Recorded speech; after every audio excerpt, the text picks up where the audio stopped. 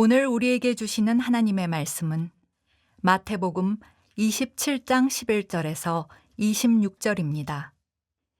본문의 말씀 중 20절에서 24절까지 봉독하겠습니다.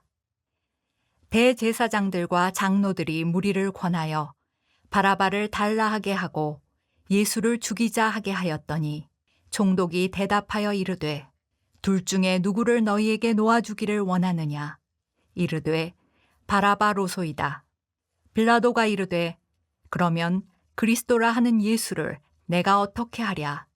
그들이 다 이르되 십자가에 못 박혀야 하겠나이다. 빌라도가 이르되 어쩌미냐? 무슨 악한 일을 하였느냐? 그들이 더욱 소리질러 이르되 십자가에 못 박혀야 하겠나이다 하는지라. 빌라도가 아무 성과도 없이 도리어 밀란이 나려는 것을 보고 물을 가져다가 무리 앞에서 손을 씻으며 이르되 이 사람의 피에 대하여 나는 무죄하니 너희가 당하라. 이는 살아계신 하나님의 말씀입니다. 아멘. 바르셀로나의 성파밀리아 성당에 있는 순환의 파사드 작품을 가지고 하나하나 우리들이 보고 있고, 오늘은 빌라도에 대한 작품을 가지고 말씀을 나누려고 합니다.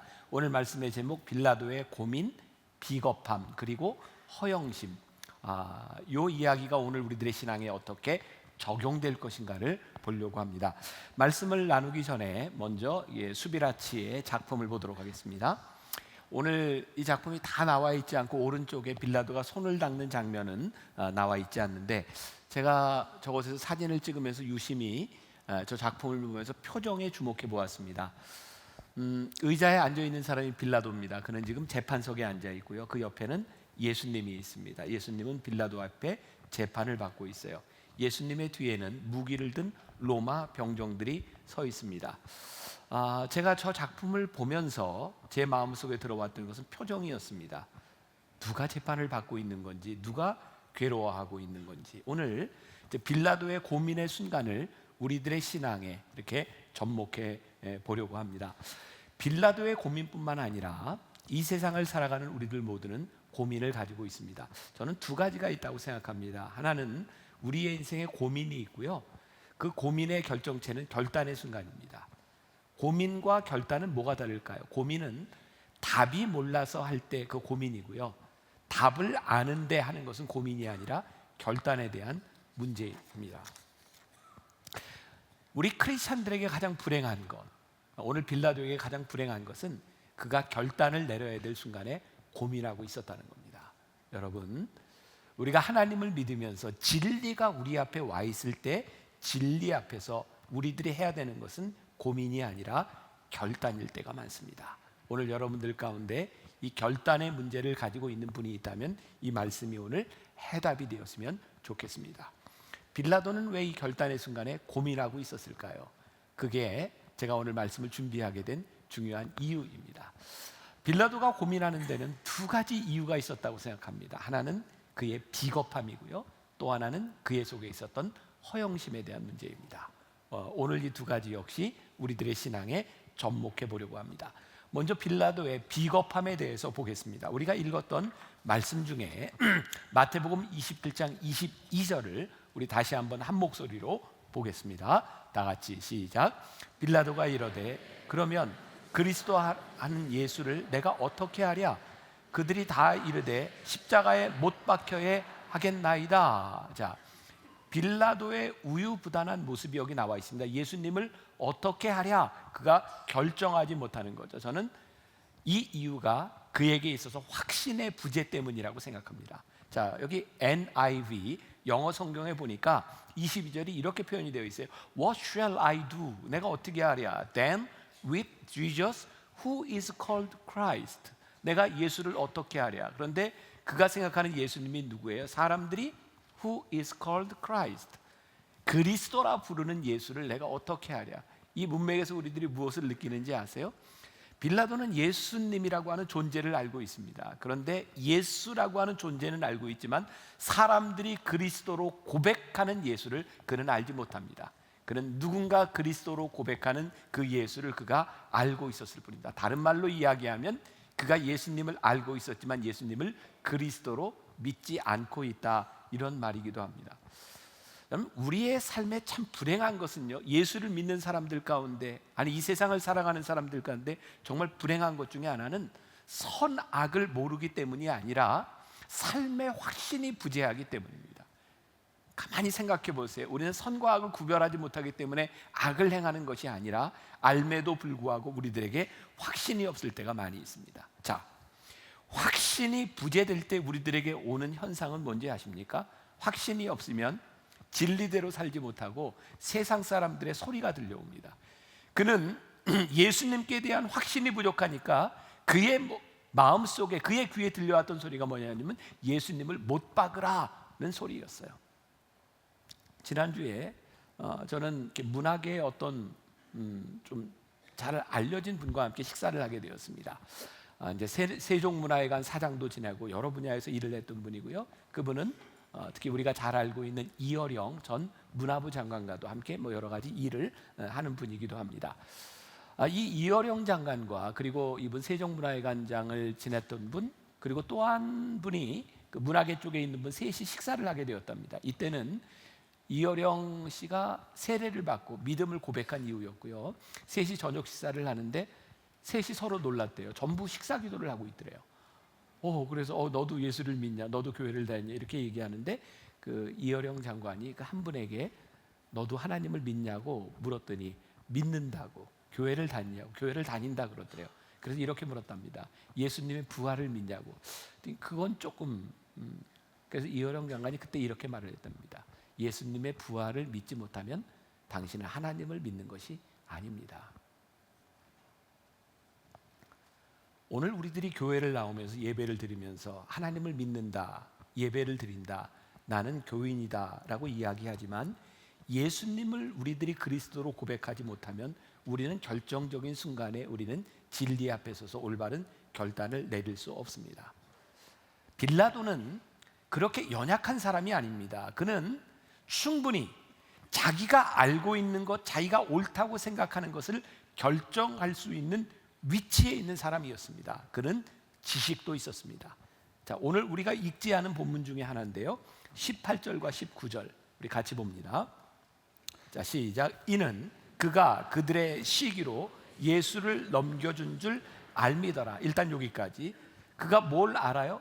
예수님이 지금 재판정에 나와 있는데 그 이유가 뭐냐면 그들의 시기로 왔다. 예수님이 잘못이 없다는 것을 알고 있어요. 자, 19절. 자, 시작. 총독이 재판석에 앉았을 때 그의 아내가 사람을 보내어 이르되 저 옳은 사람에게 아무 상관도 하지 마옵소서.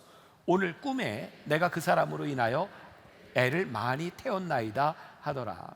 자, 빌라도는 정확한 사실을 알고 있었을 뿐만 아니라 예수님이 죄가 없다는 것을 알고 있었을 뿐만 아니라 그의 아내 역시도 그에게 예수님께 그렇게 대하지 마라. 어쩌면 남자에게 있어서 제일 무서운 말이 아니었을까요? 부인이 하는 말인데, 자, 그가 재판석에 앉았을 때라고 이야기를 합니다. 그에게 권한이 주어졌다. 자, 오늘 우리들이 이 말씀을 통해서 정확한 사실, 팩트를 알 필요가 있습니다. 그는 처음에 마음 먹었던 빌라도는요, 예수님께 무죄를 선고하려고 하는 마음을 분명히 가지고 있었습니다. 또 하나, 문맥상으로 보아 죄 없는 예수님이 잡혀온 것은 억울한 일이다. 그것도 그는 알고 있었습니다. 그리고 좀 전에 이야기한 것처럼 결정적으로 아내의 권유로 인하여 그는 예수님을 놓아주려고 했습니다. 근데 우리들이 이 순환주간을 지나면서, 우리들이 사순절을 지나면서, 아니 2000년 동안 크리스찬들은 매번 사도신경을 외우면서 뭐라고 고백해요? 본디오 빌라도에게 고난을 받으사 십자가에 못 박혀 죽으시고, 우리는 예수님 십자가에 대한 책임이 누구에게 있다고 이야기하냐면 본디오 빌라도에게 있다라고 말을 합니다. 자, 이제 오늘 말씀을 우리들이 잘 이해하기 위해서 제가 역사적인 배경을 이제 설명하려고 합니다. 제가 이렇게 대학교를 다닐 때 여러분들 그런 경험이 있을 거예요. 강의를 들으면서 강의가 참 어렵다 이렇게 생각했던 적들이 있죠. 근데 강의가 어려운 건 둘 중에 하나입니다.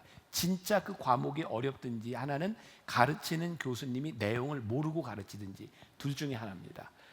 저도 공부하고 박사학위도 받고 저도 이렇게 학교에서 가르쳐 보니까 제가 아는 걸 가르치는 건 괜찮은데 모르는 걸 가르치려면 참 힘들더라고요. 그래서 지금 제가 하려고 하는 이야기가 좀 어려울 수도 있습니다. 그 얘기는 제가 분명히 말씀드리는데 제가 모르는 게 아닙니다. 저는 분명히 알고 있고요. 여러분들이 정신을 차려야 오늘 말씀을 전체적으로 이해하는데 도움이 되니, 자, 이렇게 시선과 관심을 이렇게 모아서 좀 들어주세요. 자, 예수님 당시에 예수님이 태어나실 때, 예수님은 베들레헴에서 태어나셨잖아요. 그때 예수님이 유대의 왕으로 오셨다라고 하는 이야기를 동방 박사들이 전해주었을 때 헤롯 왕이 그걸 듣고 당시에 유아들을 다 살해하는 일이 있었습니다. 그것이 성경에 나오는 헤롯입니다. 근데 우리들이 성경을 읽다 보면 헤롯은 죽지도 않는 것 같아. 계속 헤롯에 대한 이야기가 나와요. 여러분들은 별로 의문을 갖지 않고 보시는데 굉장히 중요한 이야기예요. 그때 예수님 당시 태어나실 때 유아를 살해했던 헤롯은 헤롯 대제라고 부르는 헤롯 the Great이라고 부르는 사람입니다. 이 사람은 바로 죽었습니다. 그리고 그 이후에 지금 예수님이 활동하시고 지금 이 예수님이 십자가를 달리실 때 이 상황에는 영아들을 살해했던 헤롯 대제가 아니라 헤롯 왕의 아들 3명이 유대와 갈릴리와 이 전체 지역을 나눠서 분봉왕이라고 해서 분할 통치를 하고 있었습니다. 이걸 우리들이 좀 알 필요가 있어요. 그래서 예루살렘을 중심으로 지금 이 총독 빌라도도 예루살렘에 있는데 이 예루살렘을 중심으로 다스리던 사람이 누구냐면 헤롯 아켈레오라고 하는 사람입니다. 자, 여기까지 괜찮죠? 그 다음에 그 위에 갈릴리 지역을 통치하던 사람을 헤롯 안디바라고 불렀어요. 이 사람은 세례 요한을 목배었던 사람이니까 헤롯 안디바입니다. 그리고 그 위쪽으로, 훨씬 위쪽으로 다스리던 사람이 누구냐면 헤롯 빌립입니다. 그러니까 헤롯 대제의 아들에게는 3명의 아들이 있었고 이렇게 통치를 했는데 지금 예루살렘 주위를 통치하고 있었던 헤롯 아켈레오는 굉장히 잔인한 사람이었답니다. 그래서 그가 분봉 왕이 될 때 그를 반대하는 유대 사람들 3,000명을 학살합니다. 여러분, 당시 시대는 로마가 세계를 지배하고 있었기 때문에 그것이 로마의 지배하에 있었고 분봉왕으로 인정을 받는데 아켈레오가 그렇게 잔인한 일을 하니까 로마 황제가 그 아켈레오를 지금의 스페인 고을 땅으로 보냅니다. 그리고 거기에 분봉왕이 비어있는 거기를 누가 통치하게 했냐면 총독을 보낸 거예요. 당시에 로마는 13명의 총독을 세계에 보내서 다스리게 했는데 그 중에 하나가 본디오 빌라도입니다. 자, 여기까지 따라오셨죠? 자, 이게 본디오 빌라도라고 이야기하는데 본도라고 하는 건 당시의 이름 앞에는요 지명이 붙어 있어서 이 본디오가 어디 출신이냐를 알려주고 있고요. 빌라도라고 하는 말의 뜻은 창을 가진 사람이라고 하니까 본디오 빌라도는 당시 로마 귀족층의 싸움을 잘하는 용사였던 것으로 알 수 있습니다. 이 빌라도는 결국 AD 26년부터 AD 36년까지 한 10년 정도 총독으로 있다가 결국은 쫓겨나는 사람입니다. 그런데 당시 예수님 당시에 그는 모든 권한을 가지고 있었던 사람입니다. 자, 그러면 당시에 이렇게 총독이 유대를 다스리는데 총독은 본래 예루살렘에 있지 않았습니다. 자, 그냥 믿음으로 보세요. 이게 지중해가 이렇게 있고 이렇게 여기가 애굽이고요. 여기에 갈릴리가 있고 요단강이 이렇게 내려오면서 여기가 사해가 있어요. 보이시죠? 여기 사해가 있어요. 여기에 지중해가 있어요. 이 지중해 연안은 굉장히 좋은 곳이고요. 지중해성 기후가 지금도 휴양지잖아요. 여기에 옛날 헤롯 대제가 도시를 하나 건설했습니다. 그 도시가 가이사랴라고 하는 도시입니다. 여기 성경에 나오는 가이사랴라고 하는 말은 시저, 가이사, 당시의 황제라고 하는 말입니다. 황제에게 아부하기 위하여 가이사랴라고 하는 도시를 만들어서 황제에게 헌정했습니다. 굉장히 좋은 곳이고요. 요번에 제가 우리 교인들과 함께 성지순례를 갔다 왔지만 거기는 그 전차 경기장도 있고 원형극장도 있고 굉장히 발달된 로마의 권력을 가지고 있는 휴양지였습니다. 총독은 가이사랴에서 유대를 통치했습니다. 그런데 이 총독이 왜 지금 예루살렘에 와 있는가? 이유는 로마가 이게 다스리면서 유대 사람들을 다스리는데 혹시라도 사람들이 많이 모이는 6월절이 되면 사람들이 전부 예루살렘에 모였는데 많이 모이면 밀란이 일어나거나 문제가 일어날지 몰라서 지금 빌라도가 예루살렘에 와 있는 겁니다. 그런데 이 빌라도는요, 한 가지 꿈이 있는 거예요. 그는 총독으로서 그의 권위를 잘 누리고 싶었습니다. 그래서 그가 유대를 잘 다스리기 위해서 가이사랴에 있는 총독부를 예루살렘으로 옮기려고 했습니다. 유대 사람들이 좋아했을까요? 안 좋아했을까요? 아주 싫어했습니다. 이유는 뭐냐면 당시 로마 사람들은 황제를 숭배하고 있었기 때문에 가이사랴에서 로마로 총독부를 옮기면 당시에 가이사 황제의 동상과 황제의 깃발을 가지고 와야 합니다. 근데 유대 사람들은 유일신 하나님을 믿잖아요. 그러니까 다른 동상을 가지고 오는 걸 용납을 못했기 때문에 유대인들과 관계가 아주 좋지 않았습니다. 지금 이런 상황 가운데서 지금 예수님이 잡혀왔고 사람들이 지금 빌라도에게 예수님을 못 박으라고 이야기하고 있고 그 재판 속에서 총독은 무언가를 결정을 내려야 되는 순간이 되었던 거죠. 그러니까 지금 이 성경에서 보여지는 빌라도는 여러분들 생각하기에 좋은 사람처럼 보이세요? 안 좋은 사람처럼 보이세요? 굉장히 괜찮은 사람으로 보이지 않아요? 예수님께 대해서 굉장히 제너러스하게 예수님을 좀 놓아주려고 하잖아요. 이유는 무엇이었냐면 이 빌라도가 원래 그런 사람이 아니라 굉장히 잔인한 사람이었는데 그 일로 인하여 소동이 일어나면 총독 지위에서 물러날지도 몰라요. 자, 그 증거로 누가복음 13장 1절에 보면 우리들이 그냥 지나칠 수 있는 말씀인데요. 누가복음 13장 1절 한번 보세요. 그때 마침 두어 사람이 와서 빌라도가 어떤 갈릴리 사람들의 피를 그들의 제물에 섞은 일로 예수께 아뢰니. 자, 우리들 그냥 지나치는데 이게 무슨 얘기냐면 당시 갈릴리 지역에 있는 사람들이 로마에 많이 항거했습니다.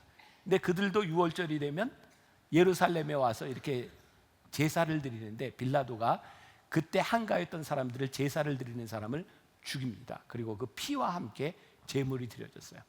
그러니까 이 빌라도는 굉장히 안 좋은 평판을 가지고 있었고 유대 사람들과도 굉장히 안 좋은 관계에 있었는데 오늘 예수님께 아주 제너러스한 모습으로 예수님을 풀어주려고 했던 것은 어쨌든 또 사람을 죽임으로 인하여 그의 위치가 잘못될까 봐 지금 빌라도는 그런 태도를 보이고 있는 겁니다.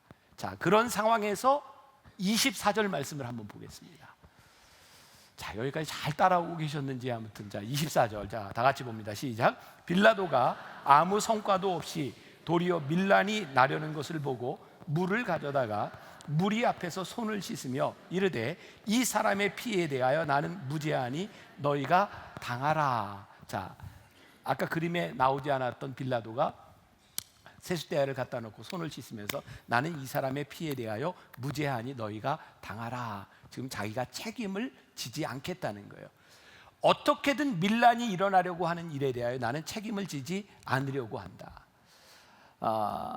분명한 것 또 하나 다시 한번 짚고 넘어갑니다. 유대인들이 예수님을 죽이라고 말하자 빌라도가 가지고 있었던 태도 중에 하나는 첫 번째 그가 내놓았던 타협안이 있습니다. 예수님을 때려서 매를 맞아서 보내는 것이 첫 번째 타협안이었어요. 두 번째 오늘 본문 말씀 가운데 유월절 풍습에 의하면 죄수를 하나 놓아주는 특사로 놓아주는 것이 있어서 바라바라고 하는 사람들을 앞에 놓고 바라바와 예수 중에 내가 누구를 놓아주랴. 지금 빌라도의 마음 가운데는 사람들이 누구를 놓아주라고 말할 줄 알았어요? 예수님을 놓아주라 그럴 줄 알았는데 바라바를 놓아주라라고 말하고 있는 거죠. 또 빌라도는 지금 아내의 권유대로 이 예수님의 판결에 대하여 자기가 책임을 지고 상관을 하지 않으려고 그는 손을 닫고 있는 겁니다. 자, 오늘 첫 번째 포인트예요.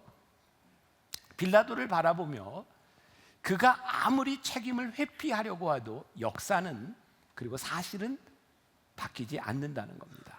빌라도는 우리들에게 계속해서 예수님을 십자가에 못 박게 한 사람이라고 우리들이 고백하고 있는 거예요. 우리들이 신앙인으로서 빌라도를 바라보며 우리들이 가져야 될 정말 중요한 믿음의 태도가 있다. 하나님께서 우리들에게 주신 결정과 우리들이 결단해야 되는 그것, 여러분들이 앉은 자리에서 여러분들의 가정에서 여러분들의 직장에서 우리들이 내려야 되는 그 결정의 자리에서 우리들이 진리를 아는 사람으로서 책임을 회피하지 않는 그리스도인들이 되는 것, 이거 굉장히 중요한 일이다. 자, 제가 지금 정치적인 이야기를 하는 거 아니에요. 여러분들께 정치적으로 듣지 마세요. 그냥 제가 요 몇 주 동안 참 제가 같은 남자의 입장에서 참 이게 너무하다. 고위 공직자 하나가 어떤 자리에서 물러나면서 아내가 이런 일을 하는 것을 나는 알지 못했다, 나중에 알았다 라는 이야기를 들으면서 참 찌질하다 이런 생각이 들었고요. 그런데 그 찌질한 남자의 모습이 성경에 보면 역사적으로 근거가 있잖아요. 창세기 3장 12절에 보니까 아담이 이르되 하나님이 주셔서 나와 함께 있게 하신 여자 그가 그 나무 열매를 내게 주므로 내가 먹었나이다. 하나님께서 아담에게 물으셨던 게 뭔지 아세요? 아담아, 누가 선악과를 먹었냐? 아담이 이렇게 대답하자는 내 아내가 줘서 먹었습니다. 하나님은 그 대답을 원치 않으셨어요. 하나님, 제가 잘못했습니다. 이 책임이 나에게 있습니다 라고 말을 했다면 하나님과의 관계가 회복이 되었을 겁니다. 오늘 우리들에게 주어진 일들, 하나님께서 우리들에게 주어진 자리에서 내 아내 때문에, 내 어머니 때문에 우리의 책임을 전가하는 이러한 모습들이 우리를 얼마나 불쌍하게 만들고 하나님 앞에서 얼마나 비신앙적으로 만들고, 정말 중요한 것은 우리들이 하나님 앞에 믿음의 진리와 신앙을 가지고 있어서 하나님 앞에서 내려야 되는 올바른 결단들이 우리들에게 내려지는 것이 참 중요한데, 여러분들 역사서에는 더 이상 빌라도가 AD 36년에 총독에서부터 물러나고 어떻게 되었다는 기록이 남아있지 않은데, 요세푸스의 역사서에 의하면 빌라도는 자살로 그의 삶을 마감하게 됩니다. 그럼 다시 한번 조금 전에 보여줬던 작품을 한번 보겠습니다. 자, 다시 한번 표정을 주목해 보세요. 저는 저 사진을 찍으면서 보았던 빌라도의 표정, 그는 재판석에 앉아서 많은 권력을 가지고 있는 사람이었지만 너무너무 비참한 얼굴을 하고 있어요. 지금 그의 앞에 서서 재판을 받고 있는 예수님의 모습과 빌라도의 모습이 너무너무 달라요. 비겁한 선택은 비겁한 결과를 낳을 뿐입니다. 우리의 인생에서 우리들이 알고 있는 것에 대한 문제가 아니라 그 알고 있는 것을 믿음으로 행할 수 있는 진리 앞에 올바로 설 수 없는 결단을 내리지 못한다면 우리는 저렇게 비참한 인생이 될 수밖에 없어요. 빌라도는 우리들에게 이런 중요한 교훈을 줍니다. 그런데 오늘 왜 빌라도는 이런 비겁한 결정을 하게 되었을까? 저에게 느껴진 것은 빌라도 속에 있는 허영심 때문이었다라고 생각을 해요. 자, 다시 24절 말씀으로 돌아갑니다. 빌라도가 아무 성과도 없이, 저는 이 말씀에 주목해 보았어요. 성과도 없이 도리어 밀란이 나려는 것을 보고 물을 가져다가 무리 앞에서 손을 씻으며 이르되 이 사람의 피에 대하여 나는 무죄하니 너희는 당하라. 저에게 떠오른 단어가 허영심이었어요. 아무 성과도 없이. 지금 빌라도는 지금 이렇게 잘못된 결정을 내리는 딱 한 가지의 이유가 있다면 그는 그 자리를 지키고 싶은 겁니다. 그런데 이미 빌라도는 그 자리에 있을 만한 사람이, 자격이 있는 사람이 아닙니다. 만일 빌라도가 자리에 연연하지 않고 그가 허영심을 버리고 그가 올바른 결정을 했더라면 그는 그렇게 역사적으로 남지 않았을지도 모릅니다. 자, 마태복음 21장 15절에서 18절 우리가 읽지 않은 말씀인데요, 다시 봅니다. 명절이 되면 총독이 무리의 청원대로 죄수 한 사람을 놓아주는 전례가 있더니 그때 바라바라 하는 유명한 죄수가 있는데 그들이 모였을 때에 빌라도가 물어 이르되 너희는 내가 누구를 너희에게 놓아주기를 원하느냐, 바라바냐 그리스도라 하는 예수냐 하니 이는 그가 그들의 시기로 예수를 넘겨준 줄 알미였더라. 자, 여기에서 이 빌라도가요, 소위 굉장히 좋은 리더로서의 모습으로 가장되어 있는 것 같아요. 보세요. 그러니까 너희에게 누구를 놓아주기를 원하느냐, 지금 빌라도가 사람들에게 묻고 있는 거예요. 요즘 말로 이야기하면 참 소통 잘하는 사람 아닙니까? 여러분들의 말을 듣고 내가 따르겠습니다. 그런데 리더는요, 우리들이 책임적 인간으로 산다는 것은요, 사람들이 원하는 얘기에 귀를 기울이는 것이 아닙니다. 그가 알고 있던 진리에 대하여 책임을 지지 않으려고 하면 사람들의 소리가 들어오는 겁니다. 저는 만나교회 담임 목사입니다. 저희 교회 많은 목사님들이, 저희 교회 장로님들이 부서에서 여러 가지 사역들을 하고 여러 가지를 섬기는 일들을 합니다. 근데 제가 늘 기도하는 것이 있습니다. 하나님, 누가 아무리 열심히 일을 하고 누가 아무리 섬기고 그렇게 한다 할지라도 제가 만나교회 담임 목사로 있는 동안 이 교회에 대한 최종적인 책임을 져야 되는 일들이 저에게 참 많지 않겠습니까? 책임을 져야 되는 자리에서 제가 회피하거나 비겁한 사람이 되지 않도록 저를 도와주세요.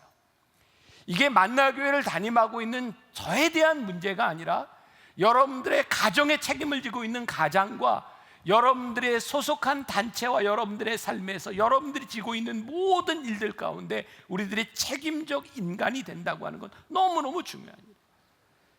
빌라도의 허영심은요, 그가 사람의 평가에 목을 매기 시작할 때 그는 허영심으로 인하여 잘못된 결단을 내리게 됩니다. 세속적인 욕망, 그것이 허영심의 근거가 되는 거죠. 자, 여러분들이 이것을 이렇게 정치적인 견해로 듣지 않고 우리 크리스찬들이 지금 세상을 바꾸는 일을 했으면 좋겠다. 저는 어제 그제 그런 생각이 들더라고요. 제가 목회를 하는 한, 그리고 이 강단에서 이렇게 선포되는 말씀은 늘 야권의 성향을 가질 수밖에 없겠다. 그러니까 우리가 어떤 권력에 대한 것이 아니라 우리들이 말씀을 우리들이 새롭게 할 수 있도록 늘 그렇게 우리들이 깨어 있을 수밖에 없겠다. 이번 정권에서도 그렇고 지난번 정권에서도 그렇고 지지난번 정권에서도 그렇고 앞으로 어떤 정권이 바뀔지 모르지만 우리 민족은 참 너무너무 불쌍한 거예요. 나 스스로가 청문회 때마다 거기에 올라가 있는 정말 최고위직의 장관과 군수님과 좋은 자리들을 차지하고 우리 민족을 다스려야 될 그 위치에 있는 사람들을 청문회에 올려놓고 우리들이 이야기를 할 때 부끄러운 거예요. 저 사람들이 우리들의 지도자가 될 수 있는가, 그리고 저 사람들은 왜 저 자리에 올라가 있는가를 보면서 부끄러운 거예요. 그러면서 저에게 어떤 마음이 드냐면, 하나님, 저 자리에 올라갈 자격이 안 되는 사람은 올라가지 않아야 되는 것이 아니겠습니까? 그리고 우리가 그 자리에 있어야 되는 책임적인 인간이 되기 위해서는 그 자리에 있을 만한 자격을 만들어가는 사람이 되어야 되지 않겠습니까? 그런데 이게 세상적으로 되지 않는다면 정말 우리 크리스찬들이 합당한 삶을 살고 합당한 자리에 설 수 있는 사람들이 되기 위하여 우리들이 책임적인 삶을 살아가는 것이 참 중요하겠다. 저는 우리 그리스도인들만이라도 우리들이 하나님 앞에 그런 책임적인 삶을 살 수 있다면 참 좋겠다라는 생각이 들었어요. 자, 오늘 빌라도는 영적인 문제가 아니라 세상적인 허영심에서 그는 책임적인 결단을 내리지 못하고 있는데, 저는 오늘 여기에서 조금 자리를 바꿔서 우리의 영적인 허영심에 대한 부분들을 한번 나누어 보려고 합니다. 이 사단은요, 마귀는요, 도덕적으로 이미 타락한 사람들에 대해서는 별로 공격하지 않을 것 같아요. 그는 이미 타락한 존재니까. 그런데 우리들이 예수를 믿으면서 집사가 되고 권사가 되고 장로가 되고 목사가 되면 우리들이 잘못하면 영적인 허영심 가운데서 영적인 유혹을 받을 수 있는 일들이 참 많겠다는 생각이 들었어요. 거룩함에 대한 교만처럼 우리를 위험스럽게 만드는 일이 없다는 생각이 들었어요. 왜일까요? 내가 집사고 권사고 장로고 목사가 되면 언제부터인가 내가 그 자리만큼을 보여줘야 된다고 하는 허영심이 우리들에게 생기는 것 같아요. 우리들이 하나님 앞에서 우리의 실존, 우리의 존재, 우리의 연약함, 우리의 죄성을 우리들이 고백하고 하나님 앞에 서지 않으면 우리는 우리의 연약한 부분들을 가리기 위해서, 감추기 위해서 점점 더 영적 허영 속에 들어가는지 모르겠어요. 제가 설교하면서 우리 교인들에게 제 삶의 이야기를 종종 합니다. 설교를 마치고 나면 제가 여러분들한테 지적을 받습니다. 목사님, 꼭 그런 것까지 얘기해야 됩니까? 목사님 그렇게 얘기하면 사모님이 가슴이 철렁 내려앉지 않겠습니까? 뭐 그런 얘기까지 해야 됩니까? 그런데 제가 제 삶에 대한 부분들을 나누는 이야기는 나는 그런 존재밖에 되지 않습니다. 이것을 이야기하지 않으면, 제가 오늘 여기에서 설교를 하고 있지만 제가 많이 깨닫는 건 설교하고 있는 이 목회자보다 교인들이 훨씬 더 착하다고 생각할 때가 많아요. 어쩌면 어떤 면에서 저는 여러분들을 따라갈 수도 없는 존재인 것을 제가 분명하게 이야기하지 않으면 이것을 감추기 위해서 내가 얼마나 힘들까? 나의 연약한 모습을 내려놓고 내가 이 정도밖에 되지 않는다는 것을 이야기하지 않으면 우리는 영적 허영심 가운데서 우리들이 얼마나 많이 무서운 사람이 될 수 있는지 몰라요. 그래서 예수님께서 산상수훈에서 마태복음 6장 이후에 여러분 말씀을 듣고 집에 가셔서 마태복음 6장 이후를 한번 보셔도 좋겠어요. 예수님께서 구제하는 일에 대하여, 기도하는 일에 대하여, 금식하는 일에 대하여 예수님이 말씀하세요. 당시에는요 복지제도가 있었는데 뭐냐면 돈 있는 사람들이 헌금을 해서 어려운 사람들을 돕는 거예요. 근데 예수님께서 너희들이 구제한 것에 대해, 너희 선한 일하는 것에 대해서 나팔을 불지 말라 이렇게 말씀하셨는데, 여기 김동문 씨가 쓴 오감으로 성경 읽기에 보면 당시에는 성전에 두 개의 헌금 방법이 있었다고 합니다. 하나는 이렇게 헌금을 할 때, 구제 헌금을 할 때 큰 나팔처럼 이렇게 입구가 큰 통에다가 돈을 넣고요, 그리고 들어가면 이렇게 좁아집니다. 왜냐하면 사람들이 훔쳐가지 못하도록. 그래서 동전을 이렇게 딱 던지면 이렇게 또르르 소리가 나서 이렇게 들어가게 돼 있는 거예요. 그래서 예수님께서 아마 나팔을 불지 말라, 그 이야기는 너희들이 헌금한 것에 대하여 그 소리 나지 않게 해라, 이런 뜻일 수도 있고요. 또 하나는 침묵의 방이라고 하는 곳이 있어서 아무도 보지 않는 곳에서 정말 어려운 사람들이 자녀를 교육시키지 못할 때 돈 있는 사람들이 조용히 돈을 갖다 놓고 헌금하는 방이 있었답니다. 그런데 그것 예수님이 떠들지 말라, 그거 알리지 말라라고 말씀하는 거예요.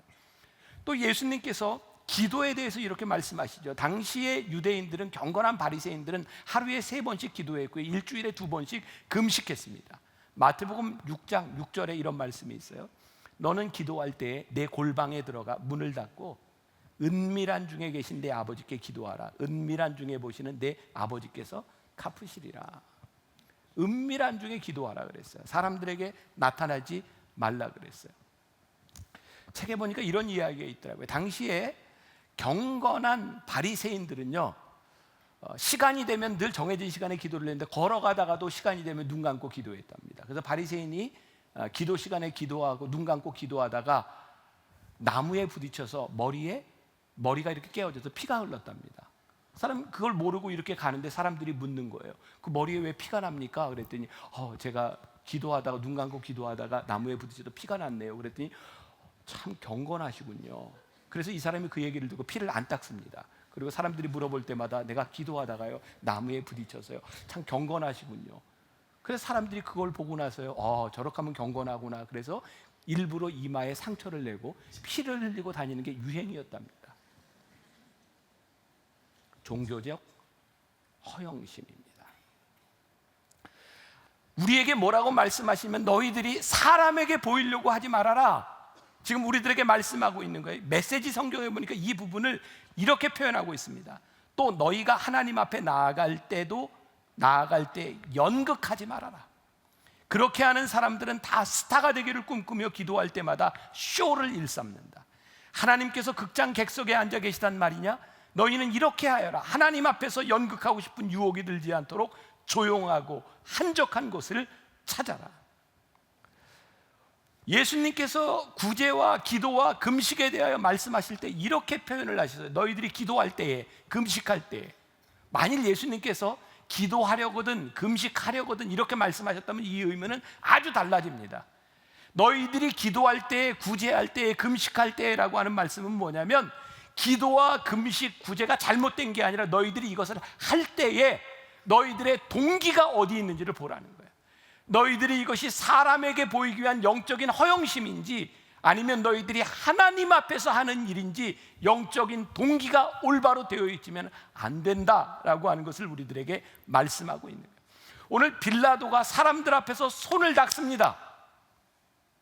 손을 닦는 것이 잘못된 것이 아닙니다. 내가 예수님의 죄에 대하여, 피에 대하여 내가 무죄하다라고 말하는 것이 잘못된 것이 아니라 그의 동기가 무엇이냐는 거예요. 그는 예수님이 무죄하기 때문에 손을 씻은 것이 아니라 그의 허영심을 채우기 위하여, 그가 자리를 유지하기 위하여 그 손을 닦습니다. 그것은 옳은 일이 아니라는 말씀이에요. 자, 말씀을 우리들이 묵상하는 것, 저는 제가 목회자로서 말씀을 듣고 이 말씀이 제 속에서 묵상되고 반성이 되어질 때 이 말씀을 여러분들과 나누며 여러분들의 삶에도 적용되는 것이 우리들이 말씀을 듣는 이유일 것 같아요. 저에게 이 말씀은 굉장히 힘들었습니다. 영적 허영심에 대하여. 왜냐하면 제 속에 있는 영적 허영심을 제가 너무나 잘 아니까. 목사로서 설교를 하고 나서 제일 목마른 반응이 뭔지 압니까? 말씀을 마치고 나갈 때 교인들이 목사님 은혜 받았습니다. 그 얘기를 들으면 참 좋습니다. 근데 이 이야기를 자꾸 듣다 보면요, 제가 설교를 하는 것이 오늘 이 말씀을 통해서 여러분들이 하나님을 바라보아야 되는데, 제가 이 강단에서 설교를 하면서 자꾸 사람들이 저를 보는 것에 대한 의식이 생기는 거예요. 영적 허영심이. 사실은 제가 말씀을 전하고 여러분들이 말씀을 들으면서 집에 가서 일주일을 살아가는 동안 제가 기억나면 안 되죠. 하나님의 말씀이 여러분들에게 기억나야 되는데, 이게 제 영적 허영심의 굉장히 중요한 부분이에요. 10시 예배를 마치고 가는데 한 분이 저에게 그러더라고요. 목사님, 제가 진짜 이런 말 안 하려고 했는데요, 오늘 은혜 받았어요. 또 제 영적 허영심이 이렇게 확 이렇게 나타나는 순간입니다. 저희 교회 예배가 여러 방송에 나갑니다. 어떤 방송국에 제가 이렇게 말씀을 전하러 갔더니 방송국 사장이 저에게 이렇게 얘기하더라고요. 목사님, 만나교회 예배가 시청률 1위입니다. 이게 굉장히 힘든 거예요. 이게 지금 겸손한 표정을 지어야 되는데 제 얼굴에서 이게 되지를 않는 겁니다. 그냥 여러분들 그 이해가 되세요? 내가 겸손하려고 싶지만 내 얼굴에는 이미 그 자랑스러움이 묻어나는 거. 그게 제 모습인 거예요. 이게 참 힘들고 어려운 거예요. 근데 이게 두려운 것은 내 허영심으로 인하여, 우리의 허영심이 하나님의 말씀 앞에서 다스려지지 않으면 우리들이 올바로 결단하지 못하고, 이 허영심으로 인하여 우리들이 있어야 될 자리를 지키지 못한다는 거예요. 사랑하는 여러분, 여러분들이 오늘 빌라도를 통해 말씀을 묵상하고 이 사순절을 지나면서 빌라도의 비겁함이 우리들에 나타나지 않도록, 그 비겁함이 우리들의 허영심으로 인하여 나타나는 일이 되지 않도록 우리들 하나님 앞에 설 필요가 있어요. 말씀을 마무리하려고 합니다. 제가 논산훈련소 이야기를 했는데, 저희 교회에 안수 집사님이었죠. 저희 교회 이제 등록을 하신 분이 사실은 몇 년 전에 논산훈련소 소장으로 계급이 투스타였습니다. 그분이 거기 가기 전에 굉장히 잘 나가는 사단장이었습니다. 저기 강원도 고성 쪽에서 근무를 하다가 여러분들 기억하면 알 만한 큰 사고가 났고요. 그분이 논산훈련소로 좌천이 됐습니다. 별 2개를 단 사람의 꿈이 그 정도 되면 별 4개 정도 가지 않겠습니까? 근데 거기서 끝날 수밖에 없는 그런 사고를 당해요. 그런데 아무리 들어봐도 제가 생각해서는 이분의 잘못이 아닌 거예요. 억울하잖아요. 논산훈련소에 갔는데 그 당시에 훈련소 교회를 이렇게 짓다가 너무너무 사회와 교회가 어려우니까 교회를 짓다 말고 포기한 상태에서 이분이 그 교회를 지으라고 하나님이 나를 여기에 보내주셨구나, 그런 믿음이 생기더래요. 근데 여러분, 논산훈련소 소장 자리는 군인들이 별로 선호하는 자리가 아니랍니다. 거기에는 사고가 많아서요, 책임을 져야 되는 자리라. 근데 이분이 거기에 있으면서 하나님이 주신 마음이 이 교회를 짓도록 하나님이 나를 보내셨구나. 그리고 거기에 한 번 더 자원을 냈습니다. 그 자리에. 그때 그 이야기를 듣고 저도 이 교회를 좀 도와야 되겠다. 우리 교인들이 모아서 헌금을 했죠. 그분의 아버지가 연세가 많으신데 저희 교회를 다니세요. 그분은 장군 출신입니다. 그분이 그 아들에게 그때 이런 얘기를 했습니다. 네 무은이 다했다. 여기까지다. 그리고 그분은 그 자리에서 논산훈련소에서 하나님의 부르심을 기억합니다. 만일 우리들의 인생이요, 세상이 원하는 정상에 올라가는 것이 목적이라면, 그 허영심이 우리들 가운데 있다면 우리는 절대로 진리 앞에 서지 못합니다. 우리는 비겁해질 수밖에 없는 거예요. 하나님이 우리를 부르신 그 자리에서 우리들이 어떤 부르심에 응답하고 살아가는가, 이게 우리들 속에 살아있어야 우리들이 하나님 앞에 올바른 결단을 내리고 살아갈 수 있는 사람이 되는 거죠. 이번 사순절에 여러분들의 그런 고민이 있기를 주님의 이름으로 간절히 축원합니다. 우리 같이 찬송하겠습니다. 너 예수께 조용히 나가, 내 모든 것 내려놓고.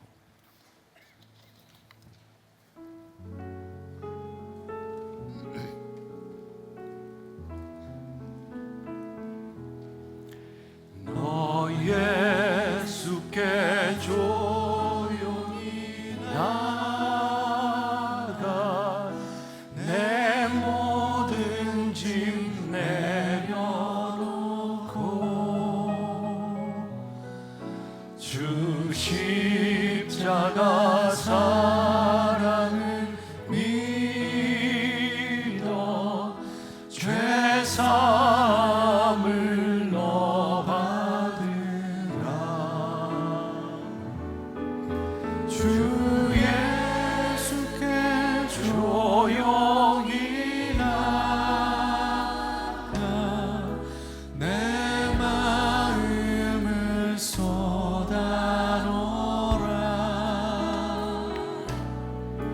늘은 미리 보시는 주님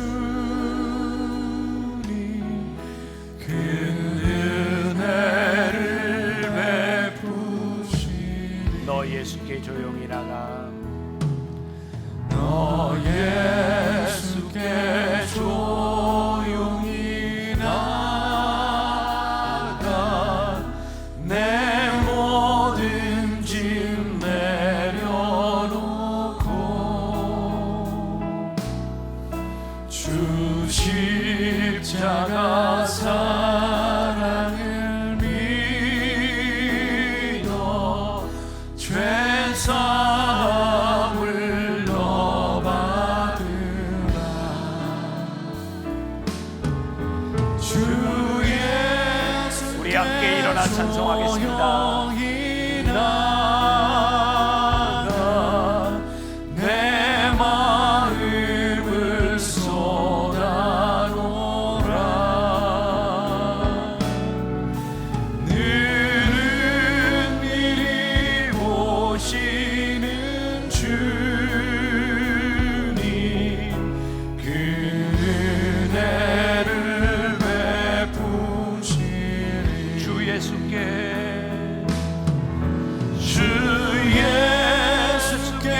조용히 나가 내 마음을 쏟아놓으라.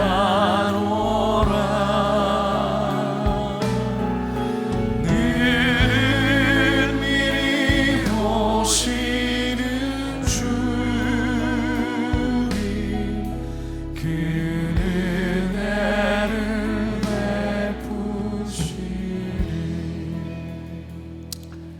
사순절을 지나며 빌라도를 통해 우리들에게 주시는 말씀이 있습니다. 하나님 혹시 결단해야 될 문제를 놓고 고민하는 우리들은 아닌지, 하나님의 말씀의 진리로 살아가지 못하고 고민하는 비참한 인생을 살아가는 것은 아닌지, 우리들에게 영적 허영심과 이 세상의 욕망의 허영심으로 인하여 우리의 자리를 지키지 못하고 그렇게 죄를 짓고 살아가는 사람들은 아닌지, 오늘 빌라도를 통하여 우리들에게 묻고 계시는 이 말씀 붙들고 이 세상으로 담대히 나아가게 하시고 하나님 앞에 올바른 인생의 결단이 있는 사람들이 되게 하여 주옵소서. 우리의 마음을 모아서 우리 논산훈련소에 3,500명의 영혼을 생각하며 우리가 마음을 모으려고 합니다. 그 손길들이 복되게 하시고 세례를 베푸는 그 시간, 그 순간들을 통하여 하나님의 역사가 젊은 생명들 가운데 일어나게 하여 주옵소서. 지금은 우리 주 예수 그리스도의 은혜와 하나님 아버지의 무한하신 사랑과 성령의 인도하심이 하나님의 말씀을 붙들고 진리 안에 굳건히 서서 결단하며 영적 허영심을 극복하고 믿음 위에 든든히 서기를 소원하며 나가는 당신의 사랑하는 모든 백성들 위해 지금부터 영원까지 함께 하시기를 간절히 축원하옵나이다. 아멘.